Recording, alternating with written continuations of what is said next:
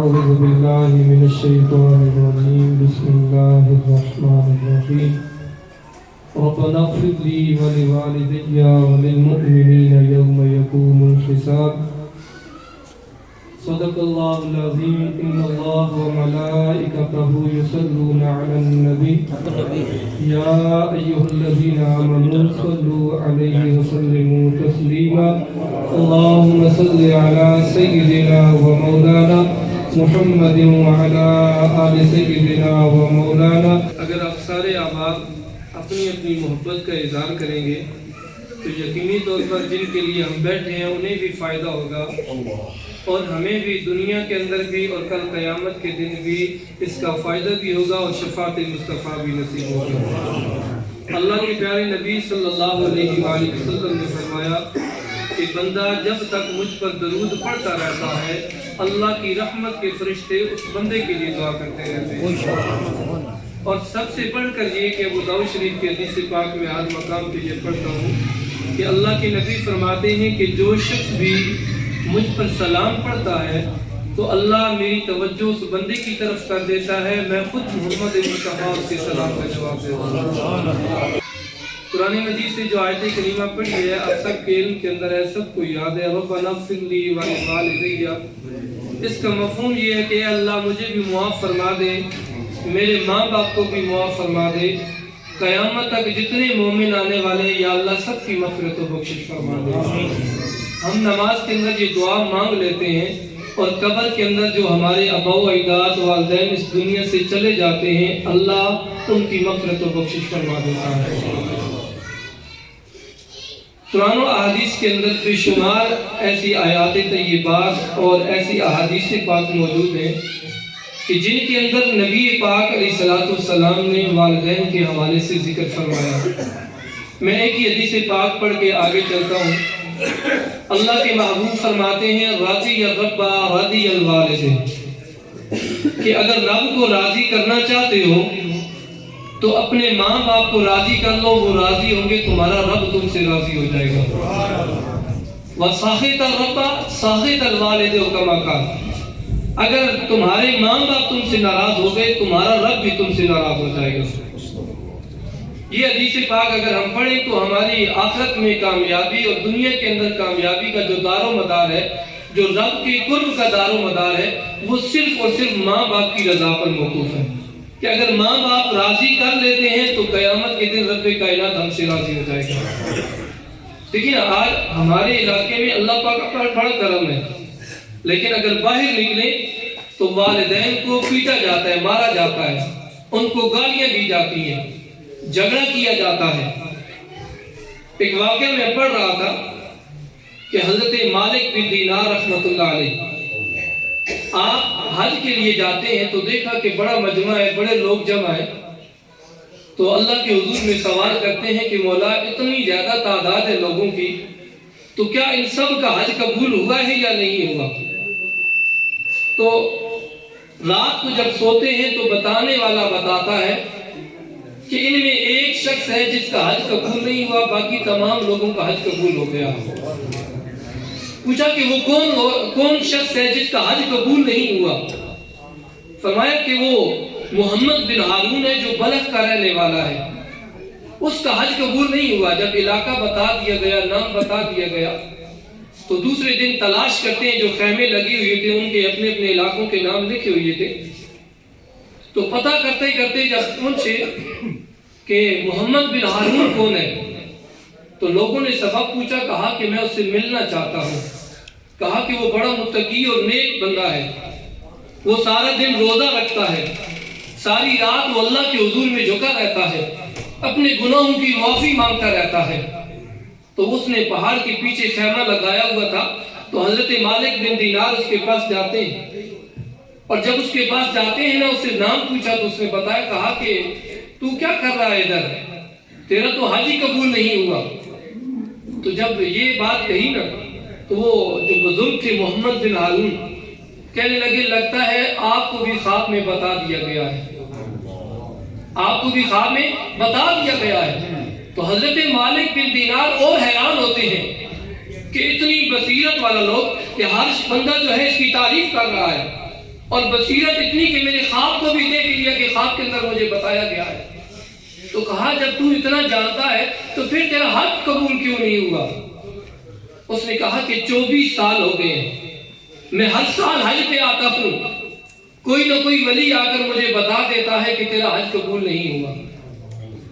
تو مالک بن دینار کہنے لگے کہ بتا تو صحیح اس کا سبب کیا ہے کہ تیرا حج قبول کیوں نہیں ہوا؟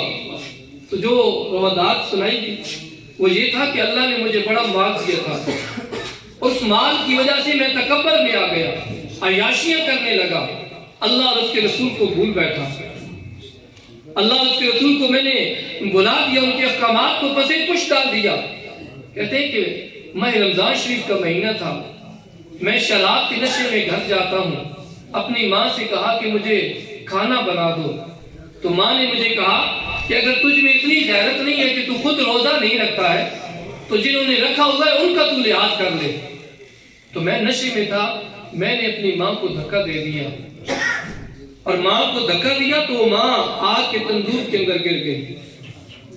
مجھے نہیں پتا چلا اس بات کا، مجھے لوگوں نے کمرے میں بند کر دیا، اور کمرے میں جب بند کر دیا تو رات میں نشے میں رہا، مجھے کوئی پتہ نہیں تھا، لیکن جب صبح آنکھ کھلتی ہے وہ منظر میرے سامنے آتا ہے، مجھے یاد آتا ہے کہ میں نے کیا کیا تھا، بے چین ہو جاتا ہوں۔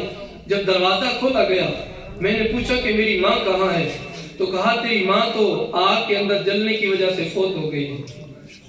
کہا میں اس کی میت کے پاس جانا چاہتا ہوں، کہا کہ اسے راتوں رات دفنا دیا گیا ہے، کہا کہ مجھے کیوں نہیں بتایا گیا؟ تو انہوں نے کہا کہ تیری ماں نے کہا تھا مرنے سے پہلے کہ میرا چہرہ بھی اسے دیکھنے نہ دوں۔ تو وہ محمد بن ہارون جو تھے کہتے ہیں کہ جب مجھے یہ خبر ملی نا تو میں نے اسی وقت اپنے ہاتھ کو کاٹ ڈالا، جس ہاتھ سے میں نے اپنی ماں کو دھکا دیا تھا، کس ہاتھ سے میں نے ماں کو دھکا دیا تو میری ماں کو اتنی تکلیف پہنچی، تو کہتے ہیں میں نے ہاتھ کو کاٹ دیا، وہ مال جو تھا اسے میں نے چھوڑ دیا۔ اس کے بعد اللہ کے حضور میں توبہ استغفار کر رہا ہوں، ساری رات عبادت میں گزر جاتی ہے، دن کو روزہ رکھ کے تلاوت قرآن کرتا ہوں، 24 سال سے میں حج کرنے کے لیے آ رہا ہوں، لیکن مجھے بتایا جاتا ہے کہ تیرا حج قبول نہیں ہوا۔ کیوں؟ کہ تیری ماں تجھ سے ناراض گئی تھی، تیری ماں تجھ سے راضی نہ تھی، اتنا کرنے کے باوجود مجھ سے نہیں رہا گیا۔ اور حضرت مالک بن دینار فرماتے ہیں کہ وہ شخص مجھے کہنے لگا کہ آپ تو اللہ کے محبوب بنتے ہیں، میرے لیے دعا کر دیجئے کہ اللہ میرے اس گناہ کو معاف فرما دے۔ تو حضرت مالک فرماتے ہیں میں نے اس کے چہرے پہ تھپڑ مارا کہ تو اسی قابل تھا کہ ہر بندہ تجھے دھتکارتا اور تیری کسی عبادت کو قبول نہ کیا جاتا، کہ تو نے اپنی ماں کے ساتھ اتنا ظلم کیا تھا۔ تو کہتے ہیں میں واپس آ گیا، لیکن رات کو جب سوتا ہوں تو خواب میں میرے مصطفیٰ کریم صلی اللہ علیہ وسلم تشریف لاتے ہیں، فرمایا کہ مالک تو نے اس کے دل کو توڑ دیا، وہ تو پہلے ہی ٹوٹا ہوا تھا، اس کے دل کی ڈھارس تو بن جاتا، اس کے لیے دعا تو کر دیتا۔ یا رسول اللہ اس نے ماں کے ساتھ اتنی زیادتی کی، میں کیسے اس کے لیے دعا کرتا؟ تو حضور نے فرمایا وہ ماں ہی تو ہے جس کی وجہ سے قیامت کے دن اللہ اس کے گناہوں کو معاف فرما دے گا، اس ماں کی وجہ سے کہ جو جل گئی آگ کے اندر، اس ماں کی وجہ سے اللہ اسے جنت میں داخل کر دے گا۔ یا رسول اللہ وہ جنت میں کیسے جائے گا؟ تو حضور نبی کریم علیہ السلام فرماتے ہیں، وہ نبی کہ جو یہ فرماتے ہیں انی انظر لحوض الکوثر، کہ میں حوض کوثر کو اس مقام پہ کھڑے ہو کے ایسے دیکھ رہا ہوں جیسے وہ میرے سامنے موجود ہے۔ وہ غیبدان نبی جن کی نگاہ کا یہ کمال تھا، تو انہوں نے خواب کے اندر مالک بن دینار کو فرمایا کہ میں تجھے وہ منظر دکھا دیتا ہوں قیامت کا، کہ اس کی ماں مقدمہ لے کر جائے گی کہ رب کی بارگاہ میں کہ میں نے بیٹے کو پالا تھا، آج اس نے میرے ساتھ اتنی زیادتی کی تھی، آگ کے اندر چلا دیا تھا۔ تو فیصلہ جب وہ اپنا دعویٰ دائر کرے گی تو اس وقت کہا جائے گا کہ اس کو جہنم کی طرف لے جاؤ، اس کو جہنم کی طرف لے جاؤ۔ فرشتے اسے پکڑ کر گھسیٹیں گے، وہ پلٹ کر اپنی ماں کی طرف دیکھے گا۔ حضور نبی کریم علیہ السلام قیامت کا منظر بیان فرما رہے ہیں، وہ پلٹ کر ماں کی طرف دیکھے گا لیکن کوئی جواب نہیں ملے گا، پھر دوسری دفعہ پھر دیکھے گا، جواب نہ ملا، جب تیسری دفعہ دیکھے گا تو پکارے گا اماں تیرا بیٹا جہنم کی طرف جا رہا ہے۔ تیرے بیٹے کو آگ کے اندر جلانے کے لیے لے جا رہے ہیں.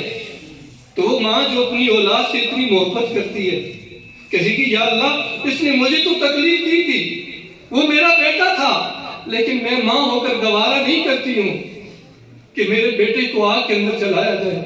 یا اللہ میں نے اسے معاف کر دیا ہے, تو بھی اس کے گناہوں کو معاف فرما دے. تو حضور فرماتے ہیں اسی ماں کی وجہ سے قیامت کے دن اسے جنت میں داخل کیا جائے گا.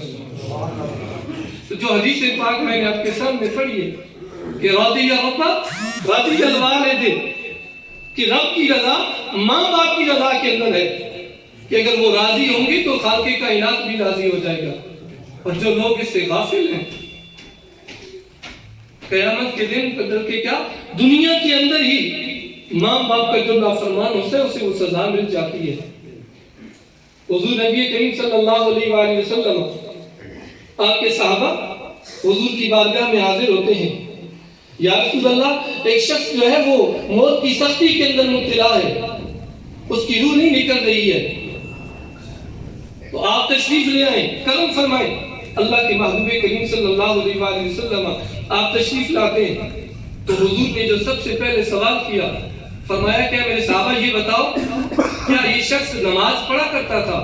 پہلا سوال کیا تھا کہ کیا یہ شخص نماز پڑھا کرتا تھا. صحابہ نے عرض کی یا رسول اللہ ہم نے دیکھا یہ نماز پڑھا کرتا تھا.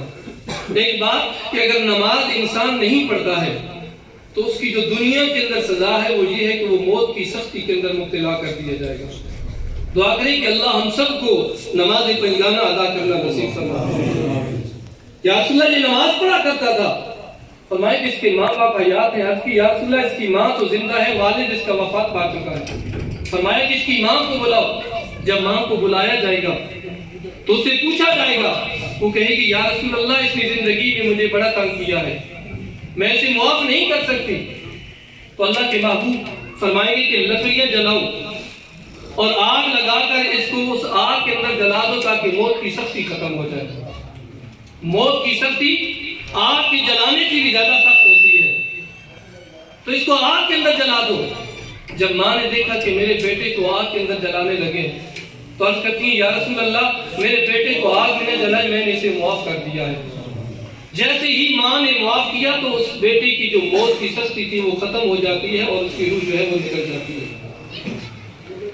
ماں باپ چاہے ماں ہو چاہے باپ ہو دونوں ہی انسان کی. اللہ کے محبوب کریم صلی اللہ علیہ وآلہ وسلم آپ سے جب سوال کیا گیا تو حضور نبی کریم علیہ السلام نے فرمایا کہ اگر جنت ماں کے قدموں کے نیچے ہے تو اس جنت کا دروازہ تمہارا باپ ہے.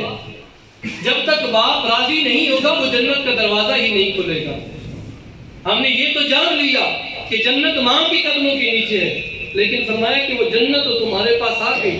جنت میں داخل اس وقت تک نہیں ہوگے جب تک کہ تمہارا باپ بھی تم سے راضی نہیں ہو جائے گا. دعا کریں کہ جن کے والدین اس دنیا سے چلے گئے اللہ پاک ان کی مغفرت و بخشش فرمائے, اور جن کے حیات ہیں اللہ ہمیں ان کی خدمت ان کا ادب کرنا نصیب فرمائے, اور اللہ تعالیٰ ان کو صحت و تندرستی والی زندگی عطا فرمائے. جن کے لیے ہم نے یہ تمام کیا ذکر نبی کا صدقہ اللہ پاک ان کی قبر میں درجات کو بلند فرمائے.